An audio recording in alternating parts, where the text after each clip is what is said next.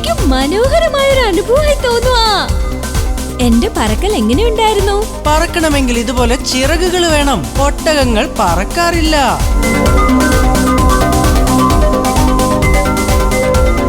ഹർഷൻ ഇതുവരെ ഒന്നും തന്നെ വാങ്ങിയിട്ടില്ല. മോഷ്ടിച്ചിട്ടേയുള്ളൂ. ഞാൻ കൊള്ളയടിക്കും.